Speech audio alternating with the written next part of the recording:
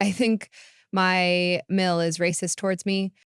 I, 27F, am Indigenous, but I have a white spouse, 28M. His mother has a tendency to bring up uncomfortable and unwarranted topics to me regarding my ethnicity, my race, and usually just politics in general. For background information, I am proud of how educated I am, being a first generation student, and based my entire graduate degree, including my research, on my people and our history. I am always open to questions regarding my heritage, and my spouse and I have found ways to seamlessly navigate our cultures and traditions.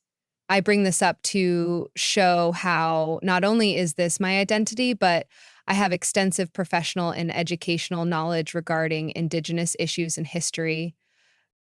My Mill can be combative and confrontational. She feels very strongly about certain topics that seem random and don't always pertain to her. In this most recent event that made me start thinking she may be racist towards me, she brought up how Indigenous mascots are meant to honor their people and how the family of the Washington Redskins chief is upset that he's no longer their mascot. She brought this up directly to me while we were visiting for the holidays and they were all watching football. Now, I have mentioned several times how I despise that word. It is a slur and has been used to negatively describe me many, many times in my life. I also went ahead and found the article she was referring to and found that it wasn't very credible. Then I discussed how research has proven that such mascots are harmful to surrounding tribes, that just because a singular family felt this way doesn't mean that all tribes everywhere felt similarly, even if they felt this way, and pointed out how she didn't even know the name of the chief they were honoring. She kept arguing with me about it until I disputed all her claims. The next day, she brings it up again. I state all my same points and even try to end the conversation by saying, I am not going to change my mind. I personally find them incredibly disrespectful, to say the least, and research has quite literally proven how harmful they are. My spouse kind of cut in, but I was so angry and had so much adrenaline that honestly, I don't know what he even said. I felt so embarrassed, disrespected, and unwelcome. It got me thinking how this is not the first time she has done or said similar things as this. A while ago, I was talking with my spouse and his siblings about economic classes and jobs and who make up the workforce. I mentioned how a lot of blue collar workers are white, and MIA butted into the conversation and said, don't use that word. Another time we were driving through my tribe's land and she tried arguing with me about land ownership and wanting to know how this could be tribal and if it's American owned. I simply couldn't understand what point she was trying to get across, so I just stopped listening. Looking back, I'm seeing a pattern of her seeking out conflict between her and I when it comes to any issues she thinks slash knows I would disagree with regarding my Indigenous identity. I'm starting to think she really hates that her son married someone who is non-white. What should I do? How do I handle this? I haven't been able to bring this up to my spouse because of the holidays. We simply haven't gotten a few minutes of alone time, close enough to drive to visit, but far away enough that we wouldn't just go there for a night. We'd have to sleep over. We already don't visit often, especially me. Spouse will sometimes go by himself. We also don't have any children and will likely not have children. We have talked extensively about what having biracial children would be like and how our families would interact with and treat them. To be honest, I don't know how MIL would treat our children, and I don't really want to find out, Lolo. I also should have clarified that she typically brings up these conversations when my spouse isn't around. He's either in the bathroom or engaged in conversation with other people. Since I've noticed she's more combative when spouse is preoccupied, I try to never be without him and also preoccupy myself if he is. Many of you have called my spouse spineless, and I see how it came off that way, but spouse would never speak for me, and I would not like for him to, especially regarding Indigenous issues. As I've mentioned, I really thought Mill was coming from a place of wanting to learn more about me and my culture, so I would answer her questions and reply to her as such, and Spouse would be quiet about it. Whenever I am uncomfortable around his family, we do have a look that we exchange. This is when he will step in. He stepped in when MIL called me out for using the term white, and if she says something that he doesn't like, he gently tells her that it's not appropriate or changes the subject, like when she said that windmills were decimating the bird population. I was finally able to discuss this with Spouse. I told him I felt her remarks were a combination of ignorance and racism and that she was disguising it as a branch to connect with me. He agreed and stated that she is simply ignorant and uneducated, but he also believes, like many of you all, that she is stuck in her ways. She doesn't want to learn more. He doesn't think these remarks are racially motivated, but when I brought up that I believe it's subconsciously racist, he understood and agreed. He apologized that I had to endure that and that he has no means of defending her, which I appreciated. He believes that MIL still loves me and wants the best for me, although I disagree, but that's fine. I told him I wanted to interact even less than I already do now and that I no longer want to discuss anything Indigenous with her. I feel like she doesn't deserve to know, and it's no longer my duty to educate her since she is not willing to learn or understand. I told him I wanted him to shut down the conversations when she inevitably brings them up, and he said that he would. Essentially, I gave him permission to interject and speak on my behalf. To summarize, I am not longer giving her the benefit of the doubt and trying to converse with her about such topics and really going to try not to talk to her at all. I am relinquishing any and all of that to my spouse who agreed and is supportive. Thank you all for your validation and your suggestions. Would having a threesome with your wife, who you've been faithful to thus far, and another woman make you more likely to cheat afterwards? Story 2, AIO for giving my spouse the silent treatment for 24 hours after he shouted a slur. Together, 10 plus years, married 5 plus years. I have been giving my husband the silent treatment after he shouted the F slur during a road rage outburst. I left things vague for obvious reasons, why one usually would on Reddit. Context. Yesterday, we're driving home. Everything seemed okay aside from his normal driving aggression, impatiently changing lanes, judging someone's driving skills out loud, the usual behavior after dealing with SoCal traffic all day. As a car bypassed us in the opposite direction in an alleyway, the driver shook his head in disapproval. I didn't see this, so I wasn't sure if it was aimed at his passenger, the car in front of him, or at my husband. Um, so last toner, we went around to the back of this guy but my husband immediately got mad, rolled down his window, and shouted, "The fuck you shaking your head at?" The car was already past us when he then shouted, "Fucking FLSer." I got mad and said, "Chill, what the hell is wrong with you?" After this point, it was obvious that I was mad at him. I was slamming things, pacing, actively not talking to him. But whenever I did say something, kept things short and tone dismissive. I decided to say nothing because I know that I'm not in the right mindset and will definitely say something I will regret. Um, Nothing substantial has been said between us. I'm getting more angry the more he tries to wait out my anger. This happened before, where I eventually calm down and say he can't do a thing again, and he promises he won't. But it happens again. I haven't been this angry in a while. If I confront him now about his behavior first, I know I will end up raising my voice. I have been calm before when he approached with an apology first, but that was so long ago that I'm not even sure if he knows how to apologize anymore. No fault on his part. It's just been years since we got in a conflict like this. I just know that I can't stand the thought of being in the same car as him anymore. I owe to Giving the silent treatment. Story 3, falling in love with my late husband's best friend. What should I do?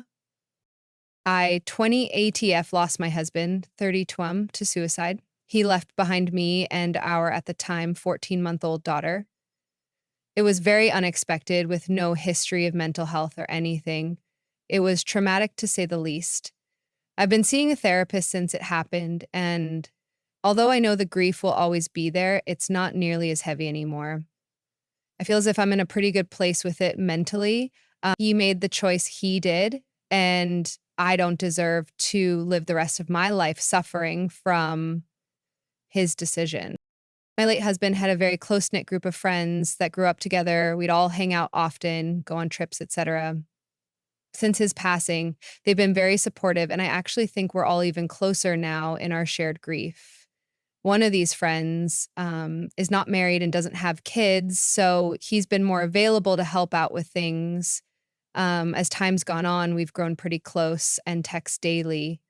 He's funny and kind and makes me smile. Him and my LH had a lot in common in terms of interests, but they're also very different personality-wise. He brings a sense of calm and understanding that I never really felt with my LH. He's also wonderful with my daughter and always has been. So is my LH. Before he passed, my LH would always say this friend needed to find a girl and get married because he'd be a great dad. I think we've both had some feelings for each other for a while now, but have danced around the subject. He finally just came out and said it the other day and asked if I felt it too. We talked about it and both really enjoy each other, but are afraid of how it may look. Neither of us want to rush into anything, but we both see potential for a future. I want to give my daughter a father figure one day and some siblings, and I know the older she gets, the harder it will be to introduce someone. Beyond that, we can talk about my LH without it being awkward or upsetting, and he understands my emotions because he's grieving too. I personally feel like as much as I loved my LH, he made that decision to leave, and I have to move forward and find happiness again for myself and my daughter. It just feels right with him. We connect on so many levels, and I already trust him. I also love that he has memories of him that he can share with our daughter. That being said, we both feel a little guilty for feeling this way. Our biggest setback is worrying about others' reactions, particularly his other friends and my in-laws. I know this doesn't look great from an outsider's perspective. How should we proceed? Story 4, no contact rule, your thoughts. Recently, I, 47F, asked for a breather in a text message with my then boyfriend of 4 months, 48M. I didn't know that people often equate that to a break slash finding other people. I genuinely just needed to put focus back on myself, as each of our conversations had centered around his challenges with his ex and children, including conflict, and I was feeling more support person than date. I was trying to create a boundary but handled it poorly. It should have been a more vulnerable conversation. However, I had tried those too. So the result was he became defensive slash cautious, thought long and hard for a day, and then decided to break up. So I've accepted that this is the breakup I didn't want, but somehow instigated, and have been respectful and given belongings back. And for all accounts, it had been a nice breakup where we both want each other to be happy. In my view, I think it was more about timing and communication skills slash disparate needs. He broke up with me a few weeks ago. He has since been liking my Facebook posts, sending me random Spotify songs, and sending updates about his kids on Messenger. I have followed suit to a lesser degree. However, I can't just switch and be friends as I really deeply cared. I saw him yesterday briefly just to let him know in person I'm moving so he doesn't hear it from others, and he was with friends at the time. He made sure not to have any one-on-one time with me. It was quite awkward, as you'd expect. But he appreciated the information. Last night, I sent him a message to say it has been nice. He reaches out randomly sometimes, but it might be better for us to heal from this and take some space. He responded concerned about me as though he thought he'd done something wrong last night. And ultimately, I reassured him it's just as I need to process, and it's hard feeling his changed manner toward me now. We aren't together. I don't want to be an emotional support person as a friend now, and I sort of would like to have him in my life in some capacity in future as I care and think he's amazing, but it's too painful right now. I just haven't felt fully valued or seen, and the ease with which he's shifted into friendship. I am interested to hear your experiences with the no contact rule or just letting things flow naturally as friendship, pros and cons, any times it's led to rekindling something or to a healthier friendship in the end. Is it strange that the person breaking up wants to keep in touch so much? Is it common? I just haven't experienced much of this. Usually it's a clear line and moving on, and perhaps a friendship comes about randomly years later when the dust settles. Second thing is, thanks everyone. TLDR, he broke up with me, 48M and 47FF, but maintained friendly contact in the first few weeks, and I've just requested space to heal. Has no contact led to a more positive outcome in friendship slash rekindling a connection in your experiences? Keen to hear stories and your perspective. Story 5. What do I 29/F do about my husband 34/M/retro jealousy of a Latino man I hooked up with in college? Hi all. I'm 29. F and my husband is 34. M. We are both white, which is important here because my husband is obsessed with comparing the reaction and I have with him in bed vs the reaction I had with a Latino man I was with in my past. He saw in a video, if you are wondering how he knows. My husband says I don't react the same for him and is working to change that. Oh.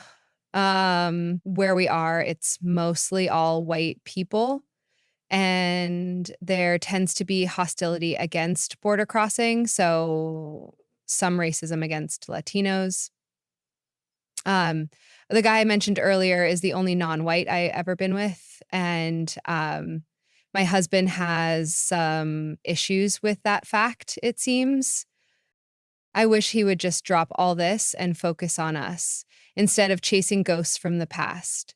I suggested therapy, but he said this is a physical problem, not mental. He has tried exercising, dieting, and pills, but has been frustrated when the reaction is not the same as he puts out. Funny thing is, I don't have a problem with us. I'm happy and comfortable with him, but he is the one harping. I think it's stupid because I devoted years of my life and 2 kids to my husband, and he seems to not care about any of that. Husband has retroactive jealousy and constantly compares my reaction with him to reaction with another man from my past. How do I get him to stop? Story 6. Would having a threesome with your wife, who you've been faithful to thus far, and another woman make you more likely to cheat afterwards? So first off, I think it's important to note that I am 37F and my husband is 68M. We've been married for close to 2 years now. He was a widow, although we had been seeing each other a few years before that happened. His other marriage was very conservative, and basically she felt sex was for reproduction, and their 2 children were in their 40s at this point. So not much had been happening for quite some time in the bedroom. I'm basically the exact opposite. I love sex. I've always been a very sexual person, and to me that's about a second most important thing in a relationship. I'm bisexual, which was difficult for him to understand at first, him assuming this meant I wasn't satisfied without having both a male and female in bed. Not true whatsoever. But he's been so restricted sexually for, the 40 years before we were together that I want him to experience all kinds of things with me, and I also know during those 40 years, he had paid for sex many times, so I know he's not against nor unfamiliar seeing working girls, and there's rules. It has to be a paid participant, so no strings attached, and no one local. That way, neither of us is paranoid of the other going to see them secretly alone. We go to Vegas at least once a year anyway. We actually got married there. So, since NV has legal brothels, that's where we've decided to do this at. Although it was my idea, we had planned this few years ago and I chickened out. It was before we were married and I didn't feel as secure in our relationship as I do now. Mhm. Uh, but I still can't shake the thought that I might be opening a can of worms I won't be able to put back up. As a man, how would it affect you doing this with your wife and another woman after being faithful and with only your wife for years? Would it possibly make you think about being with other women more, like possibly more vulnerable to cheat afterwards? I don't want to make a mistake and fuck up my marriage, lead him into temptation, and set us up for failure. We both talk about it and we both are very turned on and excited about it. Seems to be no jealousy or uncertainty on his part. However, I know he wouldn't exactly come out and tell me if this opened him up to temptation or even if he thought it might. I want to show him and experience things with him he's never thought or dreamt of doing, but not at risk of my marriage.